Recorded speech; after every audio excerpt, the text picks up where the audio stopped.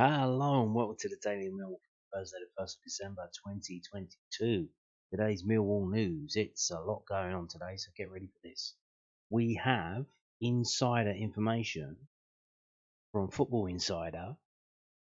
Breaking news. Major update on Leeds potentially terminating Charlie Cresswell deal.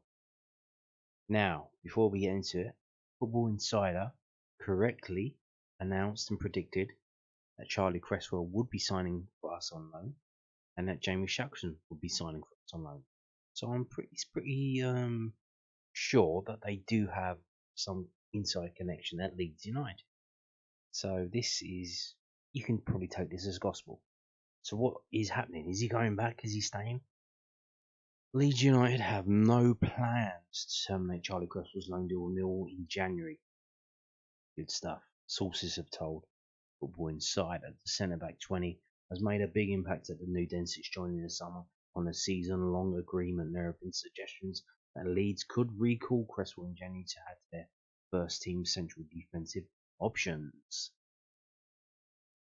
But it is believed that the Leeds boss, Jesse Marsh, is not planning on pushing to bring Cresswell back to Ellen Road at this stage. United are delighted that the youngsters getting regular game time in the Championship and believe his development is best served by playing regularly there rather than being a squad player at his parent club. Cresswell has made 15 appearances for Millwall this term and has started the last 4 games after temporarily losing his place for Gareth outside. The England under-21 youngster was included in the Championship's team of the month of November. He made his Premier League debut for Leeds United at the start against West Ham last season as Marcelo Bielsa juggled a full-blown injury crisis. Jesse Marsh has had better luck with injuries this term, but his rearguard still managed to leak 26 goals, the third most in the division. That record raised questions of a potential recall for Cresswell, who has also contributed 4 goals for Millwall this term. Leeds United midfielder Jamie Shackleton is also on loan at the Lions and has played 17 league games for the Londoners this term. The Whites duo will return to action when Millwall face Sunderland on Saturday. In other news, I don't care, blah blah blah blah blah. There you go. Cresswell is staying, from Football Insider, who correctly predicted the 2 Leeds United moves to Millwall earlier in the summer transfer window, which I told you about. So here on this channel at the time, and Football Insider will bang on with their predictions, albeit the James Shackleton one was literally like the day before. So, but still, they know what they're talking about when it comes to Leeds United. So we can be pretty safe to say that Charlie Cresswell not being recalled by Leeds to go back. Now, that's good stuff, isn't it? That is good stuff. So let's crack on with some. We've obviously got interviews and comments and stuff because we've got a game on Saturday, and there's press conferences and stuff going on about that. So, especially because Friday will be a big travelling day for the squad. I imagine they'll travel up there probably afternoon, lunchtime, and stay in a hotel up there, which is quite a good idea because the sports coach Mill was leaving at roughly 4 a.m., which is not. So let's have a crack at this. Mill boss plays down Sunderland clash. The Lions will have an opportunity to extend the gap on the chasing pack at the Stadium of Light this weekend. Yes, because we are the only team playing. Well, we're playing Sunderland. We're the only game in town. So we can catch up on them and we can jump up there. I think we can jump up to 4th, actually. So this is from southwarknews.co.uk. Let's have a read of this. The Garrets played down the importance of Saturday's trip to Sunderland despite the fact that his side move up to 4th in the Championship table. Yes. The Lions headed into the World Cup breaking 6th place after an emphatic 4-2 win away at Preston North End. However, they will return to action a week before the rest of the division, giving them a chance to leapfrog both Watford and Norwich City while extending their lead on the chasing pack outside of the playoff places. And I've said this before. This is, I'm not saying it's not a gamble, but we're doing something that other teams aren't doing. And this could be very good for us, or it could be fucking stupid, and it might fuck us up, but we don't know. But I think it should be okay. I think it could. I think this actually could be quite a good move. Yeah, we'll see next week when the rest of the teams come back if they're a bit sluggish, especially we're playing Wigan. So if we steamroller them and they look knackered as fuck, the decision that we took to minimise the break will be very, very, very shrewd move. But let's get into what Rowett has actually said. Rowett is keen to ignore the potential permutations of the clash, explaining that his side will approach the trip to Wearside like any other game. However, he did acknowledge how important the match will be for the club supporters, adding that he may indulge himself by checking the league table if they do pick up all 3 points. Well, it doesn't really matter where we are on the league table on December the 4th. Where are we on the league table on May the 6th? Or whenever it is. I think I said it about 3 or 4 weeks ago. We had another game, and that felt like a huge game. That's what I said at the time. He told us it then. Every game is a huge game in the Championship. When you're the only team playing and you've got a game in hand, the importance of it becomes magnified publicly. For us, it's exactly the same. We focus on the game, we take the game on, and we try and win it. We're respectful that we're facing a team who, at home, have a fantastic fan base and a great atmosphere, which you're always trying to use just like we do. Then they've got an experienced manager in Tony. But we respect that, but then we go in there and try and be competitive and get a result. If we do that at the end of the day and at the end of the game, I'll look at the team and go, "Gore, that's quite nice." Other than that, it won't mean too much. For us, it's not a big game. It's just as big as every other game. But I get the rhetoric because we're the only game on. We're in the playoffs and we've got a game in hand, of course. It does add significance externally, really. Indeed. I would say it's significant for us because it is an away game. We've seen since the formation change that our away form has improved. We got the win at Bristol City. We just got the second win away at Preston North End. We got the clean sheet away at Birmingham 0-0 draw. So our away form has been getting better.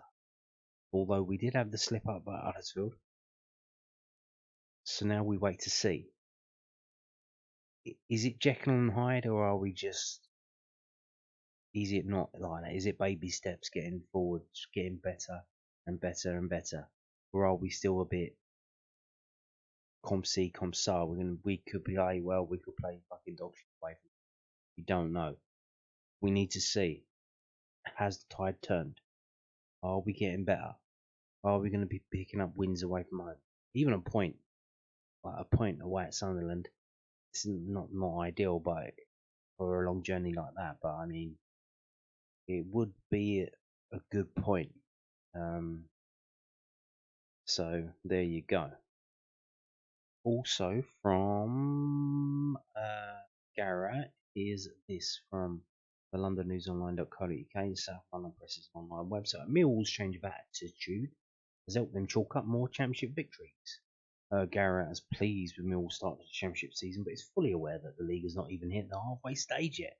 Yes, we are 3 games away from halfway. I've said this in previous videos.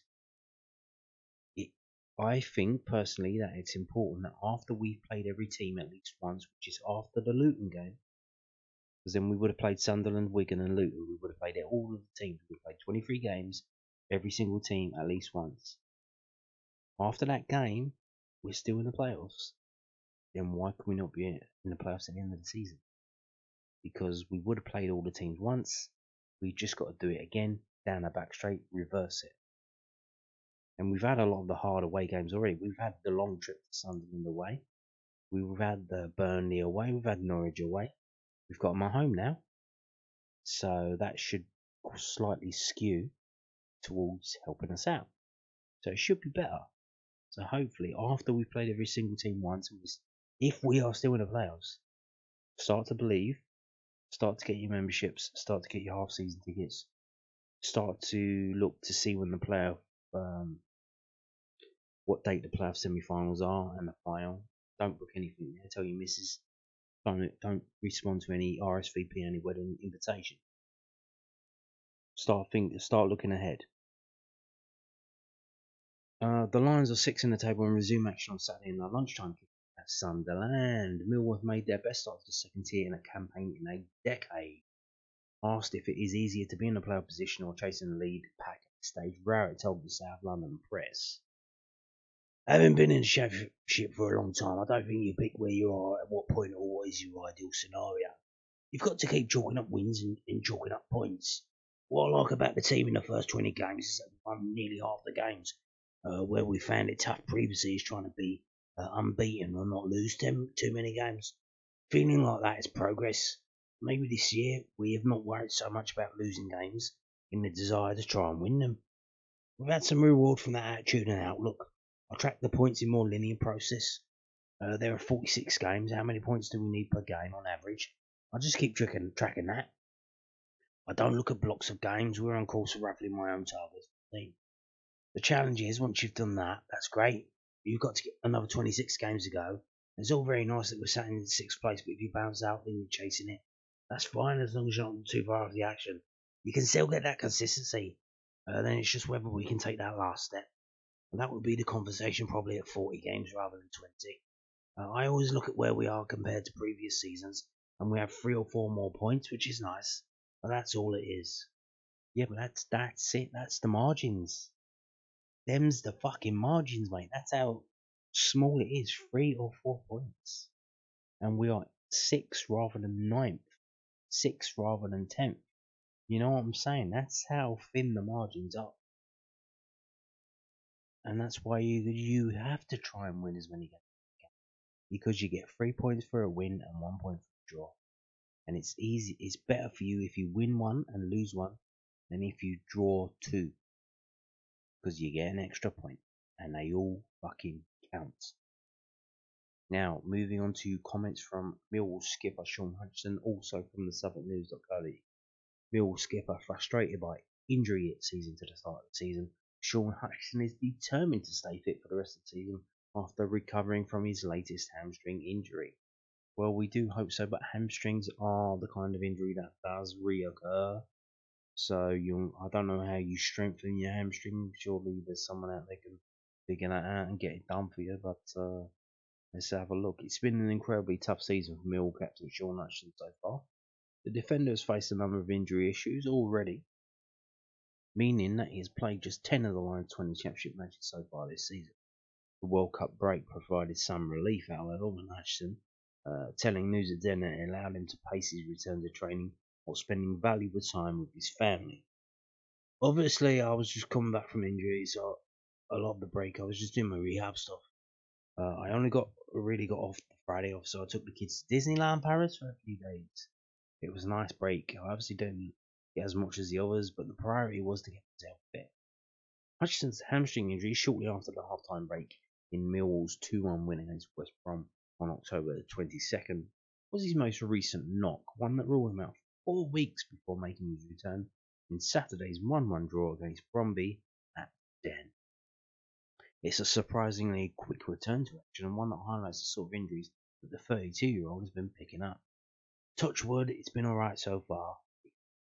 Like I said, the break probably allowed me to take a bit more time with it. As soon as I got injured, I had a target, and that was Sunderland. The break gave me time to make sure I got it right and not rush it. It was necessarily a bad injury to start with. I think I got quite fortunate with it. Now I'm back and I'm fully fit now. I just need to get myself back up to speed and ready to go. It was kind of similar to last year as well. There are not big long ones, just little niggles that interrupt your momentum a little bit. Just when you start to feel good and play at a decent level, you've got to build your way back up and go again. It's been quite frustrating for me, but I'm trying to do things a little bit differently in order to keep myself fit on the pitch. And hopefully I can play out the remainder of the season injury free. And you can read more from Shaun Hutchinsons in this week's Southwark news, including his thoughts on players and how the club's academy can be developed over the next few years. Well, that sounds interesting. See, that's in the Southwark news, which you can buy in newsagents. I think if you wait a week, you can get it online for free. But if you can pop down to the newsagents and buy it, then please do so. Moving on now to the game, the actual game on Sunderland. Same old, same old. Obviously, this is because we're the only game in town. It's been selected for overseas broadcast. You know what that means? It means match passes will not be available in certain territories. So we're going to have a read and see what those are.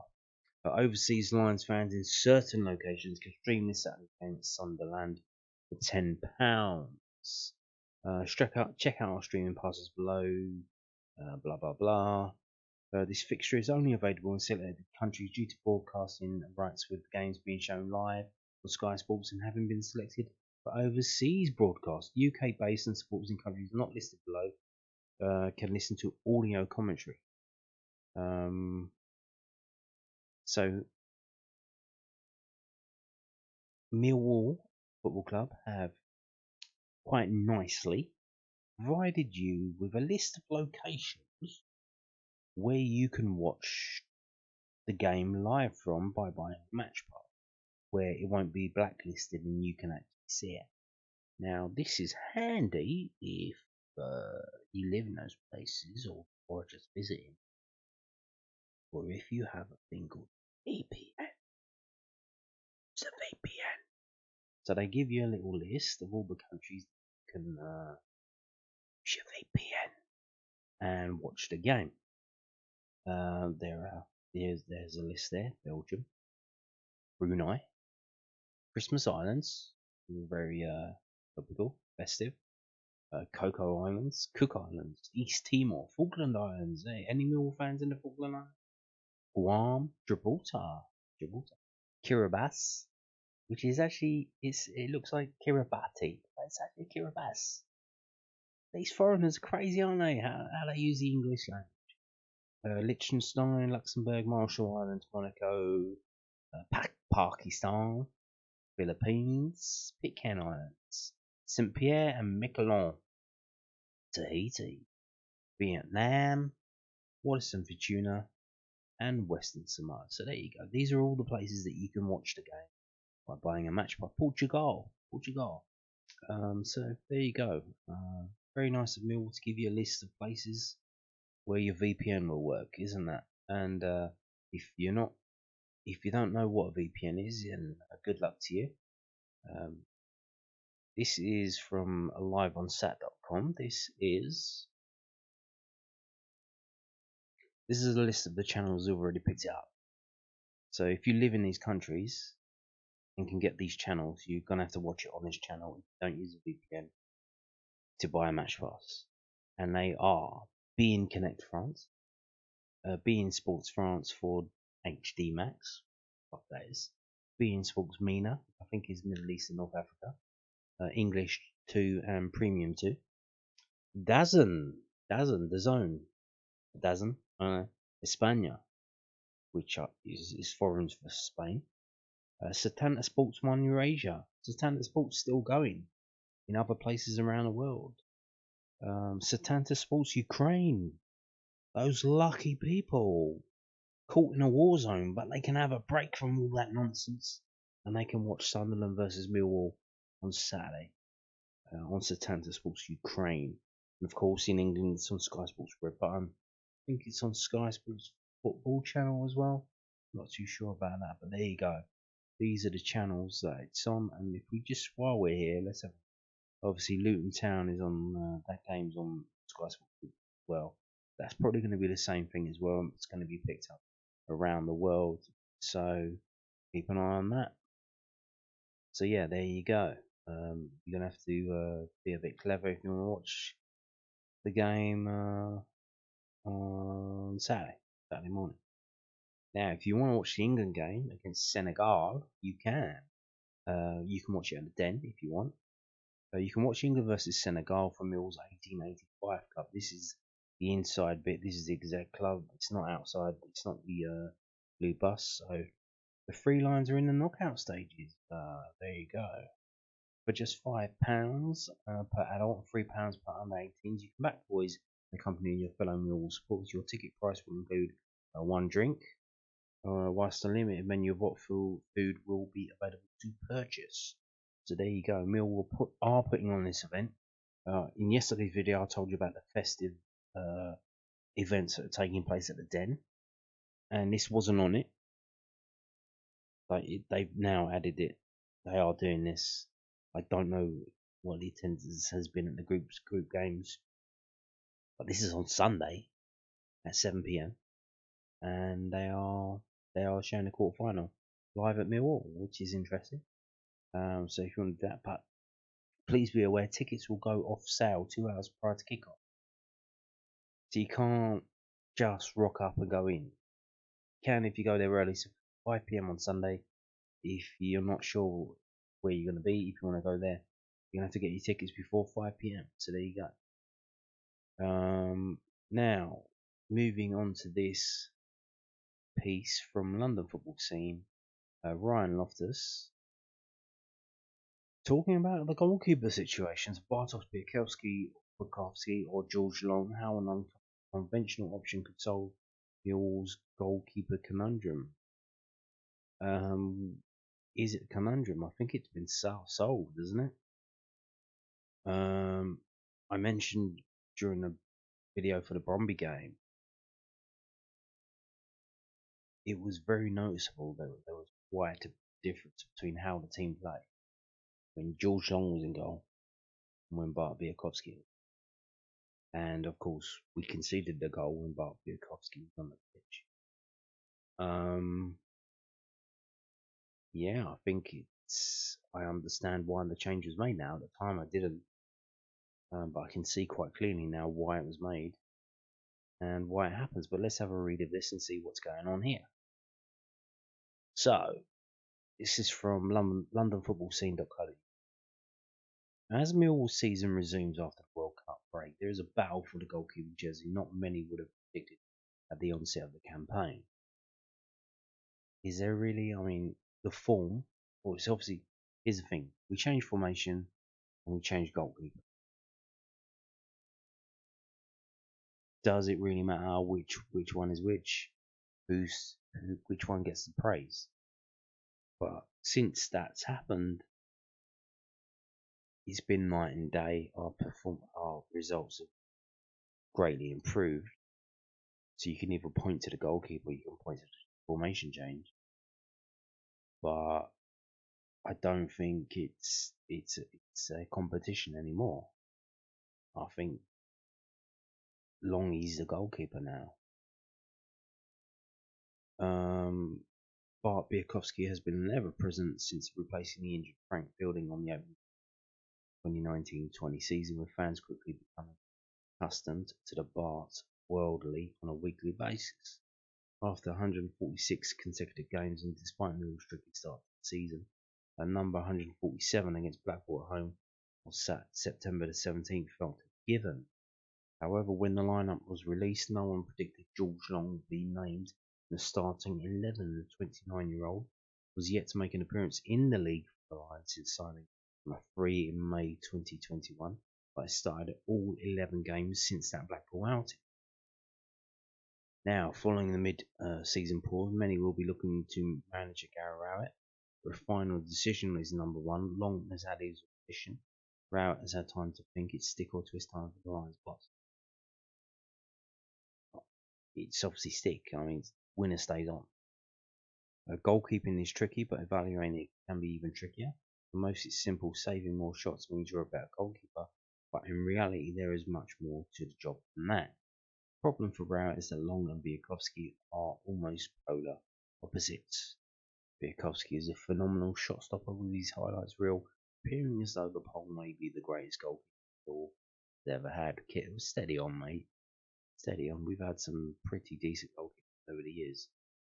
He ranks in the 89th percentile of goalkeepers in similar leagues for post-shot XG from football data source FBref. This stat is the number of expected goals based on the likelihood of the goalkeeper making the save. Bart consistently overperforms in this category. His 13 goals conceded this year carried a post-shot XG of 14.9, meaning Białkowski has prevented 1.1 goals so far this season in just 9 games. By contrast, despite only conceding 9 goals in 11 games, Long is significantly underperforming. His post-shot XG of 5.8 shows he's conceded 3.2 more goals than one would expect, ranking in the 13th percentile.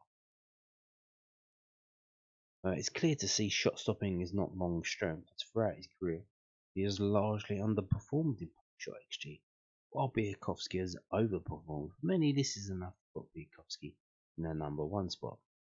Who? This is the first time hearing of this. Post-shot XG? What the fuck's that? However, in almost every other aspect of the job, Long outperforms Biakovsky. Long is an excellent distributor, both over short and long ranges, undoubtedly helped Millwall to be more on the front foot in possession and more secure playing back to their own goal. He is also more proactive at claiming crosses and sweeping, ranking in the 64th and 59th percentile. Those actions respectively compared to Bart's 16th and 8th percentile. Long's introduction to the side has clearly contributed to the upturn in form, and despite his weaknesses, his strengths are complementing Rowett's shift to a 4-2-3-1 formation. With this in mind, it is likely Long will retain the number one spot for now, which may seem particularly harsh for Biakovsky, fan favourite, making it feel like he's been punished despite doing nothing wrong per se.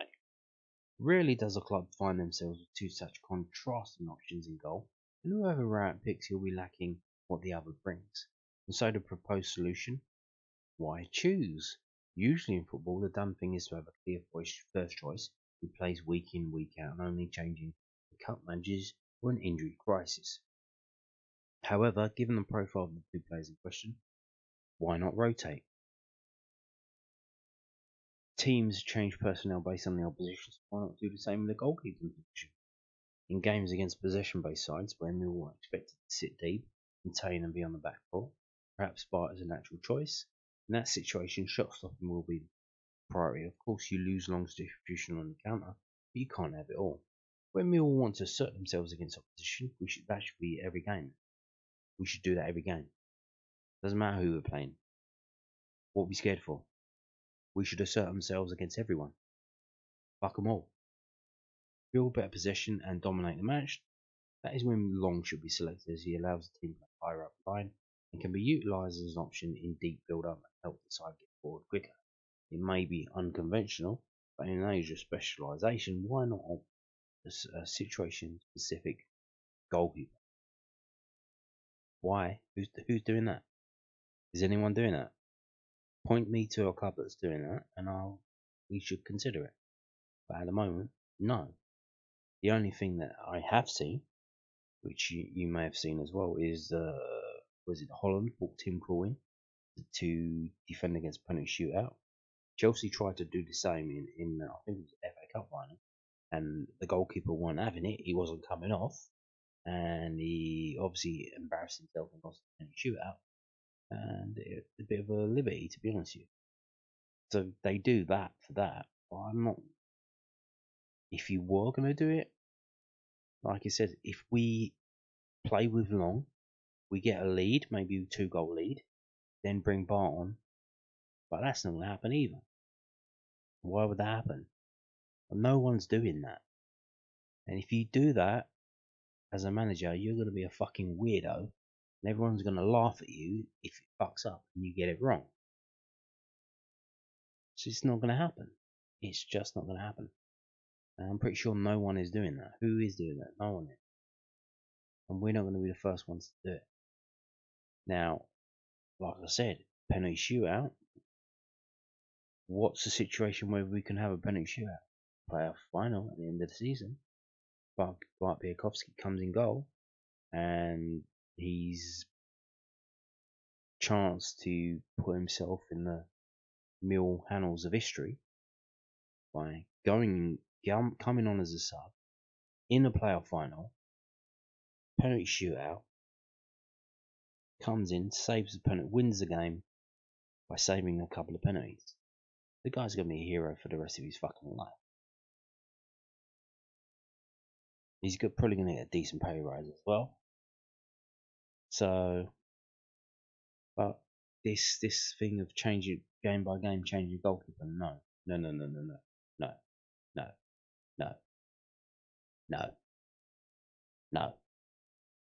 Now, nearly at the end now, we're going to finish now. So this is the website of Elite Sports Group. Remember them? The reason why a club shop isn't existing at the moment is these guys went into administration. Here we have a notice that has been put up on the website by the administrators. Elite Sports Group Limited in administration. The company entered administration on the 23rd of November 2022. The affairs, business and property of the company are being managed by the joint administrators Michael Lennon and Benjamin Wiles of Kroll Advisory Limited, who act as agents for the company and without personal liability. Both are licensed in the UK by the Insolvency Practitioners Association and governed by the Insolvency Code of Ethics. So there you go. That's on their website. Now, is the Lions store open yet? No, not yet. Is anyone's of the club's affected stores open yet? Yes, actually. But it's the biggest club involved, which is Southampton FC. So this is from southamptonfc.com. Saints retail stores to reopen for business. Now, obviously, they're a Premiership team. They have a lot of money. They can throw money at the problem and get it solved. Money solves lots of problems, and that seems to be what's happened here. The club is pleased to confirm the reopening of our online and physical retail stores at St Mary's Stadium and the Marlins Shopping Centre from Thursday the 1st of September. Following the decision early last week to terminate our partnership with our third-party retail partner, Elite Sports Group, the club has worked quickly to set up an alternative retail operation. While stock levels for some products may be lower than usual, supporters will still be able to get their hands on a large range of kit, training wear, accessories and gifts ahead of the period. Shipping of existing orders has now restarted, meaning fans who placed orders prior to the store shutdown will start receiving their items soon. We are aware of a small number of fans who have outstanding orders of out-of-stock products, and they will be contacted by the club directly to resolve this issue. We know this time of year is important to supporters wanting to do their Christmas shopping, so keep an eye out for the launch of some exciting promotions in December to help give you the gift of football this Christmas. In the meantime, supporters can still benefit, blah blah blah. The club would like to thank fans for their patience over the last 10 days as we work through this unprecedented issue. Any supporters, email, blah blah blah. So there you go. Southampton have got it open within 10 days. So we are on the 2nd of December, coming up tomorrow and Friday. You can imagine it's not going to be reopened this weekend. Will it be reopened on Monday, Tuesday, Wednesday? How long are we going to have to wait? Now, don't want to rush it, get it done right, but Southampton got theirs open already. So obviously they're a Premiership team, got millions of pounds. 10 days it took them. So how long for Millwall? I don't know. You would imagine they'll have to do everything again, hire new staff, set up the system, the web pages. Did they archive it or did they garbage it? Did they delete it? They've got to rebuild all that. Get us set up the accounts again, or are they trying to find another company to come in and take over and just switch it out? Because if they've already got distribution set up involved, can they do it? Is this what's happening with Hummel? Because we were forced to use this company because Hummel worked with them. So is there another? Are Hummel fixing it? Are Hummel fixing up another company or what? What's going on? We don't know. But just to let you know, one of the teams affected has reopened their store today, Thursday the 1st of December, and we await with bated breath whether they will do the same. And on that note, thank you for watching and goodbye.